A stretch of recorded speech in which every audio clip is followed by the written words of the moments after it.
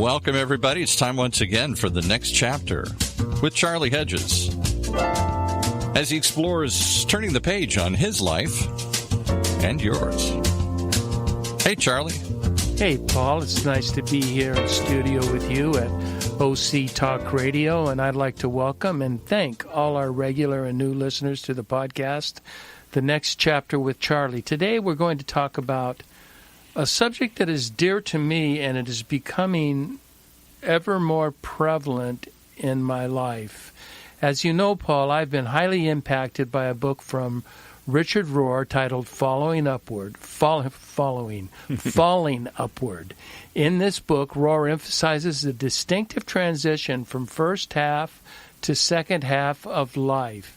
In short, the first half is generally triggered primarily by an ego-driven focus on the building up of your needs for self-esteem and self-importance, which are often referred to as ego-driven needs. Rohr points out that this is a most important and necessary part of life because it establishes the confidence and credentials to proceed to a vastly meaningful life.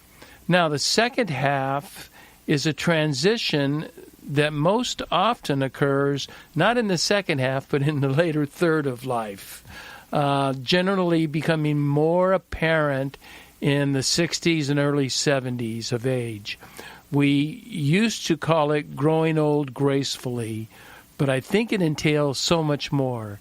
In the second half, we can find that we are much less obsessed with the building of the ego. We somehow discover contentment with ourselves and find the desire to focus on more soul-enriching activities such as service and a willingness to build relationships with people of like-mindedness. Today, producer Paul and I will banter, we will discuss about the precepts involved primarily in the second half of life, but as we also explore the more common ego-driven approach to the first half, which many people actually never get out of. They really never, until old age hits and they're in their 90s and they can't do anything. But I don't know they really hit the second half of life. So, Paul, are you ready to discuss, banter, engage in a meaningful dialogue about what I am considering one of the most important parts of my life? Absolutely, and it couldn't be more timely and appropriate because today's my birthday. And I'm 63. Oh, you're a puppy. So you're just 63. You're just now entering the second half of life. Sniffing, looking over that hill, saying, 65, 70 is coming pretty quick here. Yeah, and I'm looking at 80 is coming quick here. But that's still a decade away. It's still right. So I look to see I have a real strong decade ahead of me, and if I can keep in shape and keep my mind going, then the 80s can be, I find people in the 80s live meaningful lives as well. And what you're talking about is I think the single biggest unspoken topic in America today. As the baby boom is cresting, as it's aging rapidly, as they're turning into senior citizens at a record rate here, it's the one conversation none of us were ready to have, and most of us don't want to face. What happens in that next chapter? Will I be healthy? Will I have any money? What will I do with the time? How will I have meaning other than outside my, family or something? Yeah, apart from Richard Rohr, I'm sure there's been a lot written on it, but I have not read anything apart from Richard Rohr on this second half of life that is abandoning the ego-driven, and we in the United States are very ego-driven people. Absolutely, you're talking about people who don't quit. I think of Supreme Court justices. We've got one right now, Justice Ginsburg. Very frail, ain't gonna quit. She's still working out. I saw a documentary. She's still in the gym doing push-ups. Yeah, this frail little old lady does all this stuff. I don't know how old she is. She's in her 90s, isn't she? I think she's. If she's not, she's close. Yeah, she's up there. And a typical example: we now have the oldest president ever in office, and the next round they're looking at the top candidates. We could have two or three septuagenarians, people in their 70s, running for office. That was unheard of a generation ago. Donald Trump is the oldest president we've had.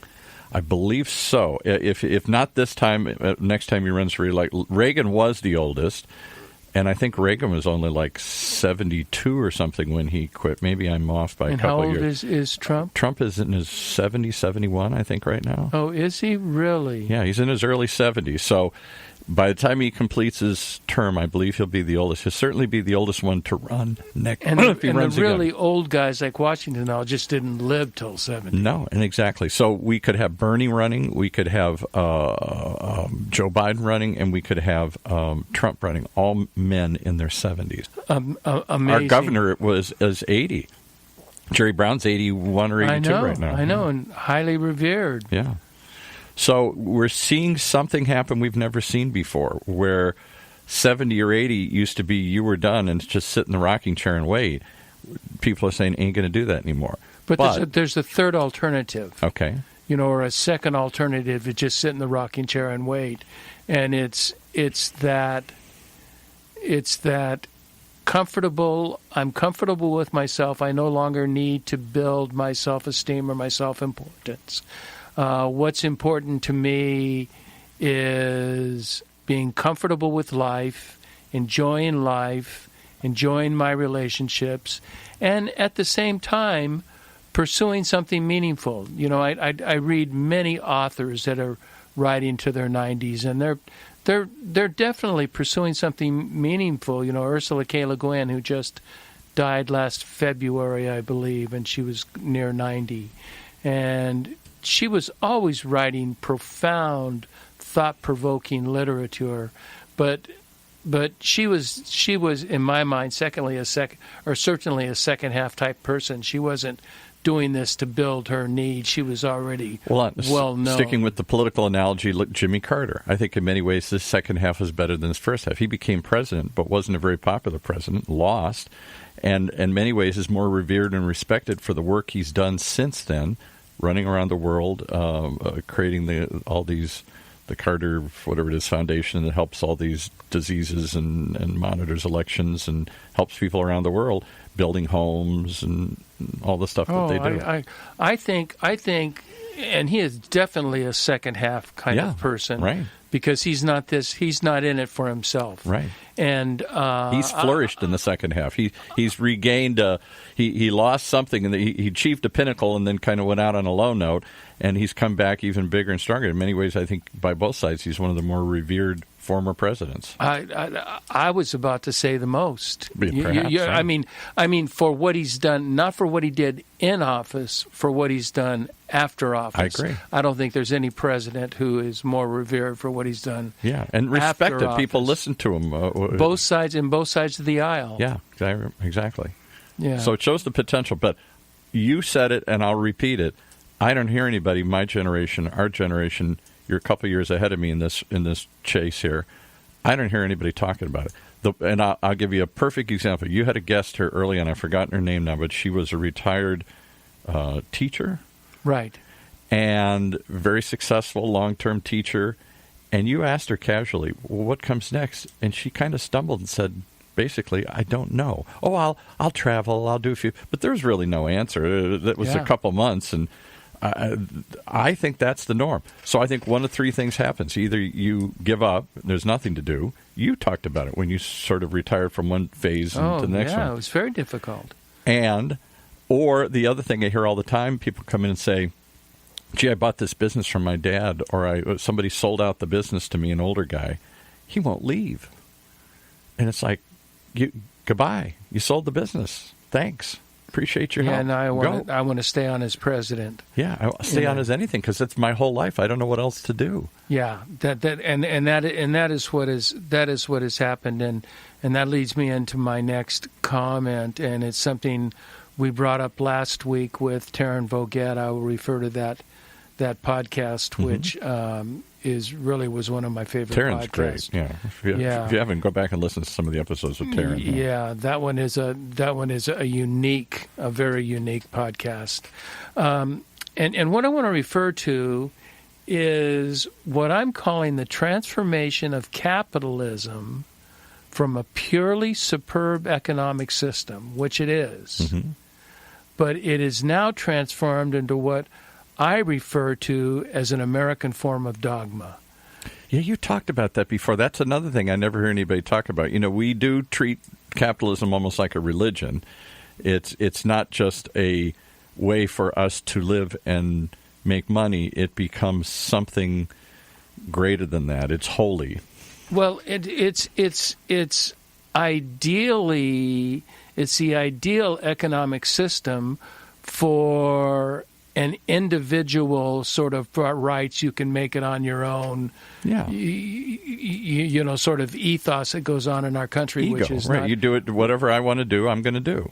Yeah, and I have the resources, hopefully, to do that. Now, not everybody is as smart, as tough as what successful. Or not everybody has the resources. You know, there are people. Right. There are people in inner city and homeless people and all that do not have those resources. Clearly, that would like that. So I don't want to make it like it's. So here's everybody gets it. Let me see if I can guess where you're going. So you're saying capitalism works great in the first half of life for a lot of people here in America. Sorry, I'm losing my voice. But in that second half, where it's about serving others and not just serving your own needs, maybe it's not the be all that it was in the first half. Well, I'm certainly not driven as I'm really finding myself, and I don't want to appear to be braggadocious or anything, but I'm feeling very second half of life-ish. You know, I know I just don't have those ego drives.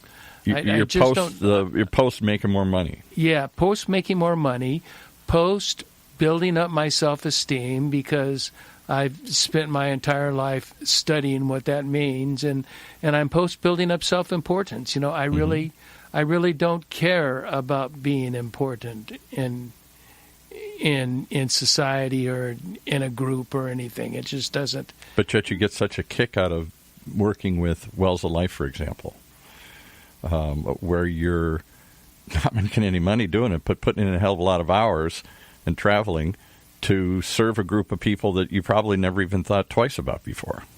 Yeah, and that's.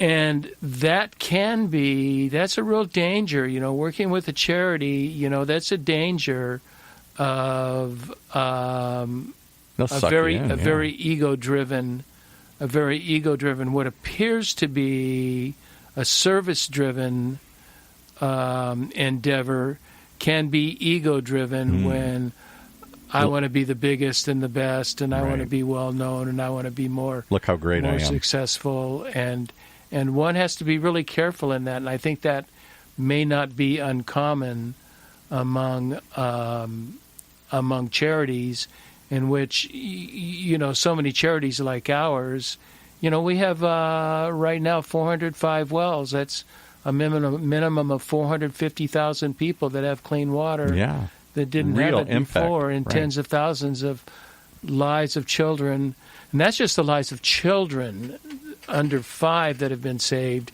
You talk about quality of life and life being saved, and maybe even if the lives are not saved, the quality of life is so much better. Clearly, they're just not. But invalid. Why didn't you ever do that when you were 40? I was too busy. It just didn't.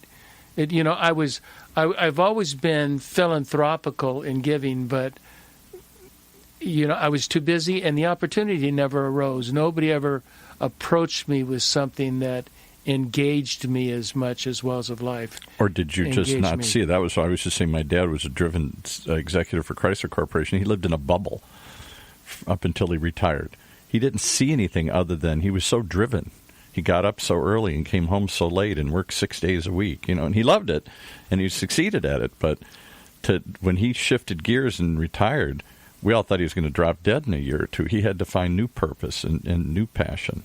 Yeah, that's why I think Roar has really helped us. If we could get more people, if we could get this concept out there that we are no longer driven by the need to be building, and to be important and to have our self-esteem built up. And that's the way, ego is a psychological term, a very Freudian term. And as long as I tried to go by ego in the psychological definitions, I found myself struggling to understand exactly. Yeah, I'm still struggling. What's the characteristic of the? No, we're not talking about people who, whatever, poor, handicapped, whatever, can't are struggling. There are people day-to-day struggling. I get that. This is the average American male, probably maybe female, that has certainly female been taught to achieve something.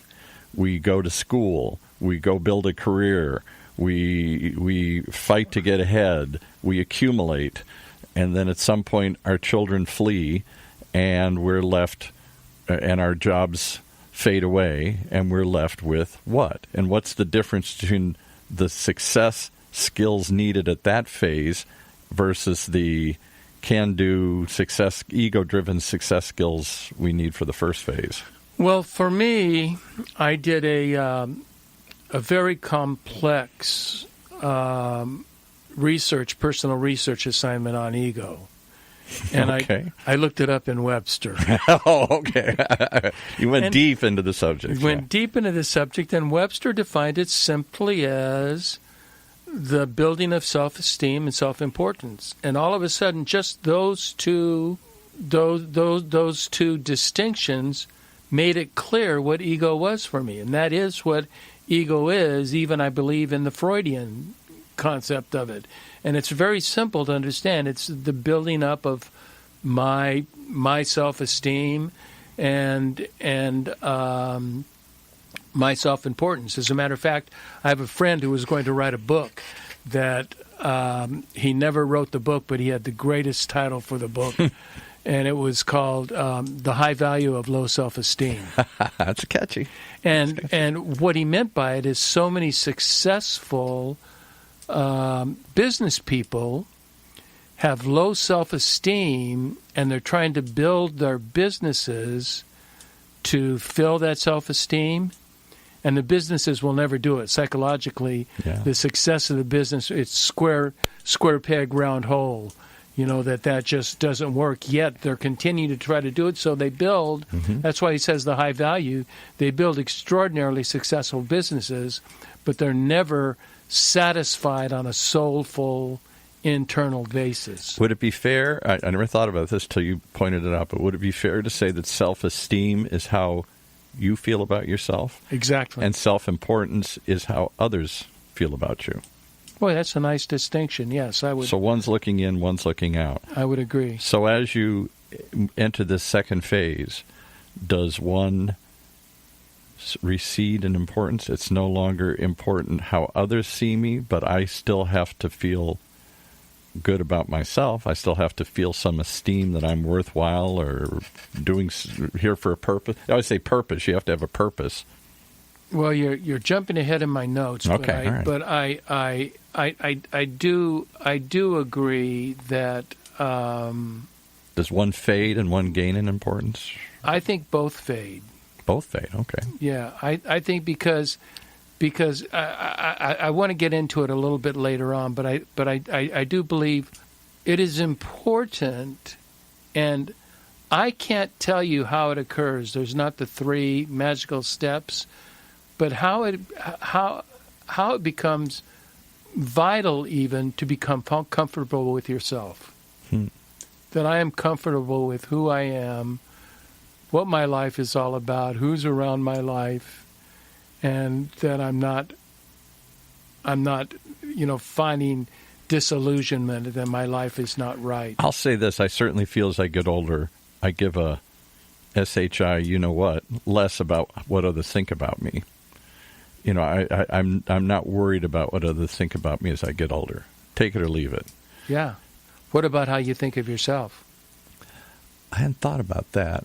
I think in some ways I feel there's a danger of feeling less because the things I thought were important, money, business, family, whatnot, all of those things fade away, and you're left alone. or with one other person. I just read this the other day. One of the real, I think this was in Time magazine, the number of people who are going to spend the rest of their life alone has never been greater because our lives have never been longer. So an awful lot of people, through divorce and through death, are going to spend that last phase alone. And what I come across, I don't know the demographics on it, so I can't tell you the number, but what I come across is several women in their 40s and 50s that are now determining they probably won't get married. Mm-hmm. And that's a very devastating thought, mm-hmm. Because it has financial implications, it has relational companionship huge implications. There are several implications to a man living alone. Can go out, make his way in the world. Yeah, make his way in the world, and as oh gosh, I've forgotten her name. The great American short story writer who wrote the short story "A Good Man Is Hard to Find." Yeah, I can't think of the name either. Well, and so that's another phase of being alone, a choice of being alone. And what does that do then? So I think you asked me the question: do I feel worried about how do I feel about myself? I think that if this next phase turns into a lonely, poorer, less choices, less active phase with less friends, less family, less jobs, less money, I think the danger is you're going to feel less about yourself because we've all been trained to view those as indicators of whether we're happy or not. Unless you ergo the dogma of capitalism. Yeah, right. Capitalism has taught us to be accumulators, achievers, builders, creators. You know what, Paul? I want to address all those questions, and I think they're sort of moving into a new area of our discussion. So, what do you think if we took a break Let's right do now? That. Okay, and then join into that.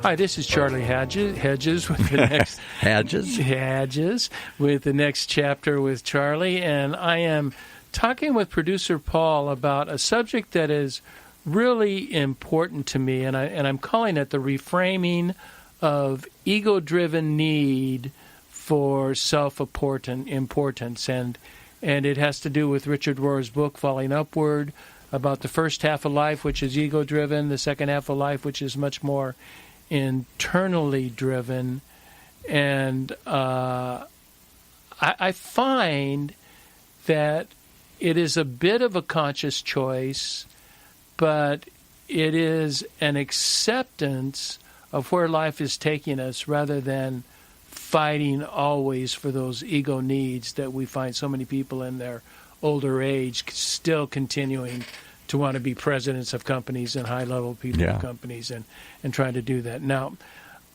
I have only recently found myself what, I do feel is a second half of life ethos in which I find that I'm no longer as interested in becoming famous or liked or even more to be accepted by individuals or groups of people. Mm-hmm. Those are not that they're unimportant, but they don't make the list that they would have made 20 years ago. Yes. A couple of thoughts come to mind. I'd agree to that. One, now this is rather obvious to us. As older age approaches, I find I no longer have the energy. I mean, honestly, it's just that easy. Yeah, right. I just don't have the energy that I once had to require to build up my ego needs of success. I'm much more comfortable with letting life determine my next steps, just sort of accepting what life has to bring and what people have to bring. And I'm so much more comfortable with that. We talked a lot about this, again, on our podcast with Taryn last week, that we talked about, in which we we titled Let Go and Trust Life. So is that a characteristic of the second phase? Comfort? I'm not saying that there aren't people out with economic fears and whatnot, but I'm saying just comfortable with yourself. Yes. I think it's, I don't know that Rohr even mentions it in the book, but I'm finding that's what is true to me. As a matter of fact, during Christmas, as I've said several times, my family, my son, my wife, and I, we write letters to each other. You do? I didn't know that. Oh, you didn't know that? I didn't know that. No. Oh, yeah. We've done it for years, even before nice tradition. Austin was able to write, and now he writes. And Austin and I have a battle who's going to make Mom cry the most. And Austin won, he won again this year. Yeah. I think I won last year, but I'm not sure. He'd probably debate it with me because Is this something you open on Christmas Day, like a gift? It's a Christmas card. And in it is a one-page letter. And it's a one-page letter of why you were so wonderful in my life what a the previous year. Gift. Oh, my goodness. Oh, it really is important. And I remember addressing my wife and talking about how our relationship, we've gone through great times and we've gone through difficult times. But our relationship is so much more, and I use the word once again, comfortable. Yeah, that's why I was thinking that. You mentioned it. I kind of feel that same way, too. I think some of the fire may be gone, I'm sorry to say, some of the heat of the early years, but the both good and bad, where we'd fight and then make up or whatever here. But that's sort of, you get into a sort of comfort phase. You're comfortable with each other. Well, I think it's meant for old age. I mean, I think there's a meaning for it, and I think the reason we hit old age is, some of that erotic desire diminishes, but something much more important than that, to me, much more than that, seems to take over. Certainly deeper. I can't explain it, but there's a deeper connection in some way. So that was the first one. Is the energy subsides, but secondly, I find that the second half values have naturally consumed what was a very productive, ego-centered life. Mm-hmm. And let me once again state that ego-centered, in your first half is not a bad thing. You're establishing your credentials, you're establishing your confidence, you're establishing your wealth, you're establishing, your relationships with these people. You're building a life that you can feel comfortable with and fall back on, and the need to achieve. I believe the American desire of the need to achieve. I personally believe it's common amongst all cultures. I mean, cultures are certainly different, but the basic of human desire is to succeed and to in some places conquer. But I find that they've been consumed by a whole different ethos, and the result, as I said once before, I'm much more comfortable with myself. And radically more, these are two important words, Paul, radically more patient and accepting people without severe judgment. It doesn't mean that I've lost judgment, that I don't make judgments, but it's not, I don't take them to heart. I don't take these personal judgments and evaluate the people by them. I sort of may judge behaviors, but that doesn't mean I judge the individual by that behavior. I do see, though, another counter to that. Okay, good. It was certainly my father's case, and sometimes I get accused of the same thing heading that direction. We get crabbier as we get older, less patient with, more frustrated by change, more upset at what we see around us, less likely to hold back and just say what we think now. And my dad, and I saw, he lived in Sun City the last few years of his life, so there was all seniors there. A lot of the people that he was pals with, they're pretty crabby old guys. Why is that? We've talked about this, and that has come up a handful of times in our conversations. And I wonder if that is not a past generation. If that is not a past generation. They were ethos. all these guys would get together and they'd start crabbing about this and crabbing about that, and because they ruled the world. Yeah. The guys, our parents, they ruled the world. They really did. I mean, it was the high point of the American democracy century, and American. I mean, we will never get there again. I mean, maybe we will, but it's not looking promising. And that's why I think you're onto something, because I think if you look at, again, I don't want to get political, but the current, Trump supporters and that whole angry old white male that seems to be a big part of his rock base is that feeling of loss. So we've lost something. We've got to get back and be great again. We've lost some greatness. We've lost some authority. We've lost some power, whether it's white men losing power, or America losing power, or small town America losing jobs that we've lost. It's all about loss. And that's what I think old age can do to you. You can get angry and bitter about loss.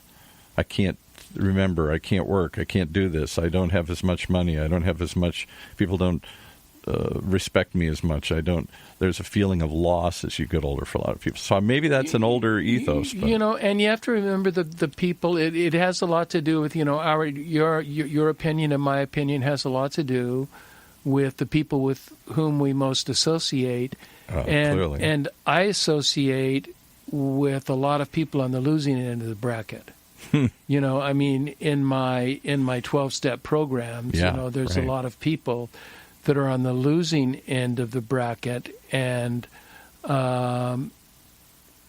they don't seem to have that same ethos. I think there's two ways we can go as we get older. There's a dozen ways we can go, but one way is we can go to that. My way is the right way. I know it all. How dare anybody else? I've lived this life.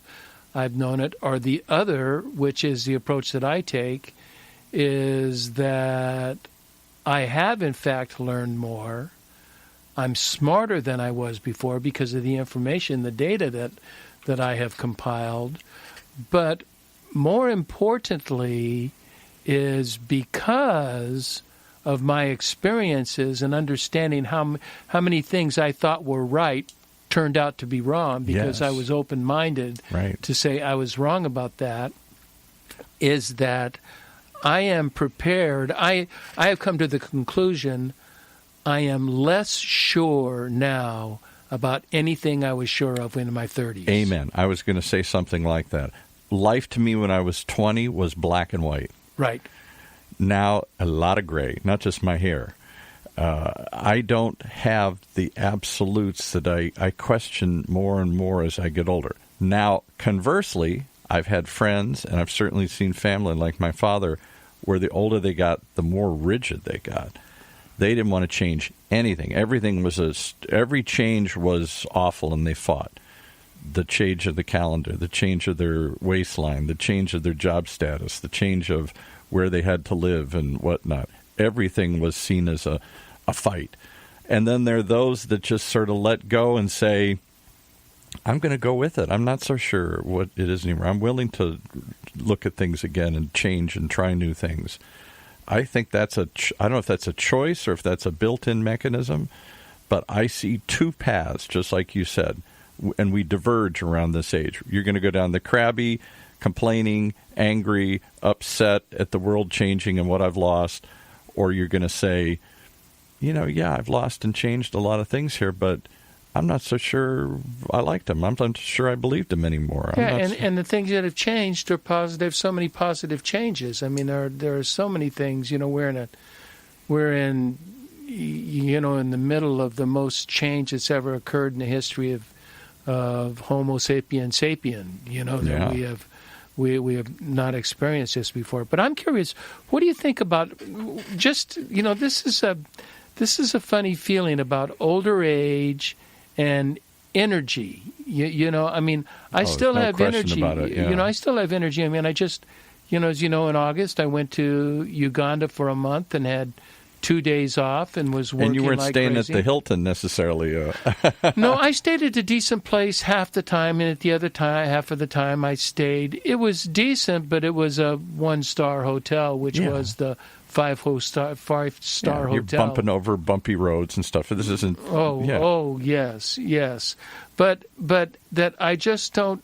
I don't have the energy. Like even with, let's speak candidly about the next chapter and my podcast and my blog. Mm-hmm. I just don't have the energy to try to promote this, to make this, the giant blog of the century. You struggle sometimes saying maybe I should just stop because I don't have the energy to go find the guests here or whatever. Yeah. Well, that's why, again, I think you have to acknowledge that as we have. We found some other mechanisms to bring you. I got a whole new slew of new guests for the new year for you. You killed me this morning. I got about 20 more. I found some resources. We're going to start feeding you lots of crazy ideas and stuff here. I think that's part of it. I mean, clearly we slow down as we get older. We get weaker as we get older. And I think it's just something you have to pace yourself and accept. And I don't think it's just nothing you can do about it. Having said that, I think slowing down has some interesting side effects that I never thought of. I do stop and see more roses along the way. Your friend Terry talks about that a lot. Yeah, he talks a lot about that. Terry Hershey. Terry Hershey just spent a very interesting introverted holidays in which it was a time of Sabbath renewal for him, and he just. He really gleaned a lot, but as an introvert, he can do that. And he has kind of withdrawn from society to a certain degree. I don't know if that's a harsh statement. To a certain degree, he's moved to a distant island, a remote place. Well, he did that 30 years ago. Oh, okay. He's counting on his fundamental relationships. That's what's important. He's not out trying to be the most popular and win friends and influence people. Yeah, he once was that. Now, but I want to get, so that's pretty obvious, the older age and energy or desire, but I want to get to the second point because the second point... One other one, before you leave that, though. You talked about this once before, and I think this is another hidden thing that people don't talk about. As you lose energy, do you also lose the drive to go out and meet people, to replace relationships as people die? Do you just say, people drop off, they move, they die, I don't work with a bunch of people, whatever. And I think that's what leads to a certain isolation. I think it can be a bad thing, too. Yeah, I think it has to do with your associations. And if you are, sort of a solo person, sort of that introvertish type of person, then you have a very small handful of friends. And when they are no longer with you, how do you replace them? Yeah, I lost a 20-year friend. Well, my whole life I've known this guy since I was 14. He died 2 years ago. I haven't replaced him. I haven't found somebody else. It's just one less friend I have in the world. Yeah, that's why associations are important. And I try to make. I don't try to make new friends, but. Because I have plenty, but I am really active about making new relationships with people that I meet at a party or at an event or with my son in baseball. I get to know, and so I add to that list. And I'm not a big, we're going to get together once a week and have a cup of coffee. Yeah, right. No, I'm not that. But I want to get to this other point because I think I just learned about this. I think I wrote a blog about it last week, but we will talk about it very differently. But that's the second point of acceptance and patience. Mm-hmm. I think these are they may be the two most important words of this podcast. I think you're right. You certainly have to accept less energy. That's just a fact of life as you go over. And you have to accept a certain loss, people along the way, health, income. There's certain things you're just not going to have less of. So there's a certain acceptance you have to have for some of these things, and I think there's a certain patience in dealing with them and accepting some of these things. Exactly. And acceptance in this particular discussion has a broad field of meaning, because it is not only accepting my current life situation and just accepting that's what it is, and not necessarily trying to change it, but if I can make improvements, I can make improvements. But for instance, I'm just wrapping up with Dina and my life coach of last year, who did a tremendous job with me, and we had her on the podcast 2 or 3 times. I no longer feel about being accepted by others as I do feel about accepting myself. And this means my childhood. I just wrote a blog last week on the tender child within, managing the tender child within. And we all have, most of us anyway, some sort of childhood, I don't necessarily want a catastrophe, but say an event, trauma, challenge, blot, that is black impacted, eye, right. that has impacted us severely, or somewhat, in the way we act now. Now, mine was having moved from family to family to family. Mine was acceptance, right. Acceptance and rejection, and we had Jamie Leonard on the podcast several months ago, and she is the one who encouraged me to look at my past no longer through childhood eyes, but through adult eyes. And that was, Paul, that was a life changer for me. It was all of a sudden, instead of looking, if you look at your past and the difficulties of the past through childhood eyes, they continue to deform you. They continue to have their negative impact on you. But when I found when I looked at them through adult eyes, I was seeing it very differently. Is it just because of the distance of years? An adult sees is it more removed from it? The child is. It's the wisdom. I'm looking at it with much more wisdom. As a child, I'm not looking at it as wisdom. I'm looking at it as rejection. Instead, I look at it as wisdom, and I understand that certainly gave you some strengths you didn't recognize. Yeah, well, it gave me strengths I didn't recognize, but also these people were not intentional in trying to hurt me. Yeah, right. It was just it was a form of life, and people were in situations, and they did the best they could to deal with the situations. Yeah. And fortunately, by the time I was 7, I was in a wonderful place. But that I must accept that I must accept that part, and then move on from that part, learn what I can learn from it, but no longer have it being that driver that it once was, that drove me, especially in my 30s and 40s, to be accepted and to be a famous kind of person. You know what surprises me, though, this whole conversation? Most of us, if it doesn't kill us along the way somewhere here, this trauma, this drama, this problem from our childhood here that we all seem to have, big or little, something we carry with us. Most of us find a way to cover that up or move past it. That doesn't mean we solve it, but we get over it. We bury it. We bury it. We bury it. And now you're saying all of a sudden, at old age, when you have more time to slow down and reflect and you're going through some sort of change in life, it resurfaces and you have to re-deal with this whole thing? And maybe in a way you couldn't do when you were younger? I didn't mean to be silent, because that's a good question. I have, for 25 or 30 years, been in therapy about that, and I was always trying to deal with it, and now I'm not trying to deal with it. Now I see it for what it. Now I see it for what it is. It was just a situation, and you accept it. Yeah, and realizing no harm was intent. No one it said, I'm out to get this. Let's be mean to Charlie. Yeah, that wasn't their goal in life. Right. And that's how you felt, because at that age, because children are very egocentric. It's all about them. Everything is about them. If something happens, 2 people get divorced, it's about them. It's about the kid, not about the 2 people.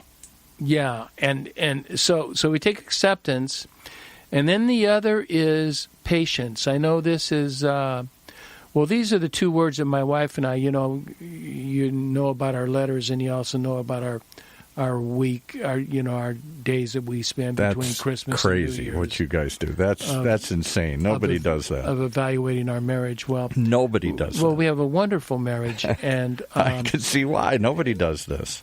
And acceptance and patience were both words. And patience, it's very important for me, who once was a very impatient person, in that with my wife especially, I had a tendency to anger easily over the child within buttons that were getting pushed in me. Yeah. That of non-acceptance, and I'm going to control you, and I'm going to do this, which was not intended by her. And now I just kind of put those aside and be patient and wait for them and think about them and realize it's not it. And we are as close as ever. We spend an hour an evening talking about the day and talking about life. And wow. And so you know what I'm hearing? I'm hearing there's a choice somewhere along the way when we go into the second phase, whether we go into it willingly, quickly. Some of us go into it quickly because we're forced out of a job. Some of us go into it slowly. Some of us go into it willingly. Some people go in screaming and shouting and howling the whole way. And I'll give you my own example of my own life, my mom and dad. My mom was a wonderful, vibrant, funny person. The last 20 years of her life were miserable, the worst of her life. She got sick. She got angry. She had all these changes thrust upon her she didn't want. And she wasn't a fun person. The person I knew and loved and grew up with disappeared along the way. She became frightened. She became angry. She became frustrated. My dad, who was Mr. I'm in control, I'm corporate executive, he lightened up. He loosened up. He became more accepting. He rode with the changes. I would have guessed at the opposite, but they flipped roles in life. And my dad and I became much closer. My mom and I became much more distant. And is there a choice? Has my mom fought change, hated getting older, everything about it, hated it, nothing good about it. My dad was like, can't do anything about it, so I'm going to start to see things I never thought I'd get. He got to leave the Midwest and move to Palm Springs, which was his childhood fantasy, to live amongst the movie stars in the movie colony kind of thing. That's fun. And so for him, it was all about the last 10 years, I would say, were the other than some illnesses, were the happiest time of his life. My mother's last 10 years were unquestionably the most miserable of her life. And that's sad. So is it a choice? And I think you bring it up. It is a choice. I'm a very conscious choice centric person, that I do believe that we make choices. Do I wake up every day looking forward to the day? There was a time when I thought that was important, but now it's not important. Because if I'm looking forward to every day, then I'm, other than just the day itself, if I'm looking forward to something happening in my life, I have to have a crazy schedule, and I don't want that crazy schedule. Right. I'd like to. We're probably past time, and we're right around there. Before you go there, I just want to say you've got me thinking about things I never thought about before here. One of which is through this podcast, you've got me reading and thinking about Stoicism. I never even, that was something I studied once for 5 minutes and threw in a drawer somewhere here. And wasn't Marcus Aurelius, wasn't he a Stoic? Yeah, the Emperor of Rome. And so he wrote a quote that somebody gave me a while ago that's now sticks in my brain. You can't change what happens to you. You can only change how you react to it. Exactly. Yeah, that is a very... And old age is something that happens to you, so you can change how you react to it. Yes. And so it does become change. If you change is a choice. Yeah. If you change is a choice. So I wake up every day and just accept what's going on during the day, do my little tasks, or sometimes large tasks. But and I have plenty of things going on in the future, and so I have a contented life. I have my last couple of points. I've observed primarily over the last year, a significant change in what's important to me, Paul. Yeah, it seems I've seen that in you just in the time we've been together. Have you? It seems my my values have somewhat matured, and that is moving into the second half. Your friend Terry talks about this a lot, and I see you living it and talking about it. More concern about others and less concern about you. Exactly. That's what I put. Where I was once driven by external values, and now I just have a short list of what's vitally important to me. Of course, the next chapter is important, but it's not vitally important. It is important. I enjoy it. I love it. I continue on. Mm-hmm. I plan on continuing it because it provides me an opportunity to ponder these kinds of thoughts, deep and meaningful thoughts. Can I give you a silly example of, since we just went through Christmas? I've just thought of this, and I know it feeds into something you said. Once upon a time, especially when I was little, it was very important for me to get a lot of presents. I don't know why, but it was always important for me to get a lot of presents. The last few years, I don't even hardly want a present. It's more important what I buy and give to others. I get more of a kick out of giving my grandson or my wife or somebody something they were looking for, and then they look back and say, "But I didn't get you anything." That's okay. It's not as important. Yeah. I mean, you asked me what I want for Christmas, and I told everybody nothing, because if I want something, I go out and buy it during the year. Right. But it's part of that change. But I'll bet you, in turn, try and give to others in some way. You guys write letters to each other. That's a gift. Yeah, we do important things.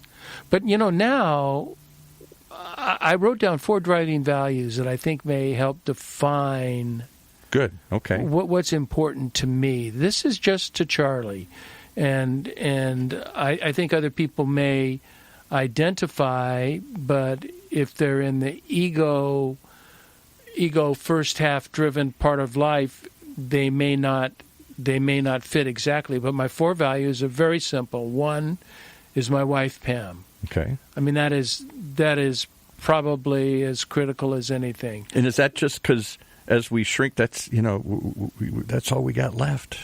Kids grow up and go away. Yeah, and make it, and we must make it go well. Otherwise, what hell is that? And otherwise, you're alone. At 70 years old, I'm in no point for a divorce. Right. I mean, I don't have all the hotties coming after me. And yet, that's, other than within the first couple of years of divorce, the largest, by far, period of people getting divorced is when their kids leave and they're forced to look at each other and say, "We have nothing in common anymore." Yeah, that's too bad. So my wife, my son, my son is clearly my son, and my son, by the way, didn't accept, but volunteered. He wants to do a podcast in the next couple of weeks. I would love to have him here. We hear about him all the time. Let's meet him. Yeah, he's got a great idea. And thirdly is my desire to provide clean water to needy people in Uganda through Wells of Life. I mean, there's one you would have never put on your list 5 years ago or 3 years ago. Yeah, but I work primarily with operations in Uganda, and we're just doing amazing work, and we're working on, how we're building. And why is that a passion for you? It doesn't do anything for your life. Doesn't put any money in your pocket. All you have to do, Paul, you know what, Paul? You got to get on an airplane and come with us. Because all you have to do is experience it once, and experience the joy of a village who has had to walk 10 kilometers to get water and now can go to the well. Now can go to the clean water well and have water that's going to... Women that have free time, kids that can go to school because they don't have to go collect water. Exactly. And we're doing this WASH program that is sanitation and hygiene as well. Yeah, people don't get sick. So we're keeping them from contaminating water sources and getting cholera and diarrhea and all those other things. So what you're saying is the second half can be this: the best is yet to come, as Frank Sinatra once sang. If you only believe it and see it, embrace it, accept it. Patience and what was the other one? Patience. Acceptance. That's and I think perhaps we should close with that, because I think as we grow older, and even so in our younger ages, acceptance acceptance of others begins with acceptance of yourself. Yeah. It's like loving others begins with loving of yourself. And if you're dissatisfied with yourself, there's a tendency to blame other people. But in a certain, and I'll just extend it 1 second. Isn't that kind of the characteristic of youth, though, is to accept nothing? I don't accept the way this world is. I'm going to change the world. And to not necessarily accept who you are because you don't know who you are. That's the beauty of youth. Yeah. That's why I said that the ego-driven life is important in the early life. Yeah, there's it's self-identification. I was going to say there's no patience when you're young. I want it now. And there's no acceptance of the way things are. Yeah. And as you in the old terms, grow old gracefully, you see the need for acceptance because you realize you can be wrong, and you realize other people have different drivers than you have, and they have different historical experiences than you have, and so they're going to view life differently. That doesn't mean it's wrong. That means it's just different than the way you view life. And patience is... I think it's just, a huge virtue that it is letting time play out and letting things play out rather than, as we're so often, and I get into disagreements with people who like to assume the motive of others for their behavior. I know why they're doing that. That is so wrong. I mean, we don't even know our own motivations, let alone, and then we will make decisions and treat other people based on our own preconceived and our own constructed perceptions of their motivations, and that keeps you from being patient. You can't be patient because this is a bad person or this is a person who's trying to do that. How can I be patient with them? And I continue to tell people when they say that, how do you know? How do you know? Just let it play out and be more patient. I bet 20-year-old Charlie never was patient and said, let's see how things play out. Oh, my God. No. 20-year-old Charlie was... a wild man. So, Paul, thanks so much for chatting with me today. I think it's fascinating. It's the conversation nobody's having. The most important conversation people our age aren't having. And people our age need to be having. And I also want to thank all our listeners for tuning into The Next Chapter with Charlie. And be sure to check us out at our website, thenextchapter.life. And until next, this is Charlie Hedges signing off. Bye for now.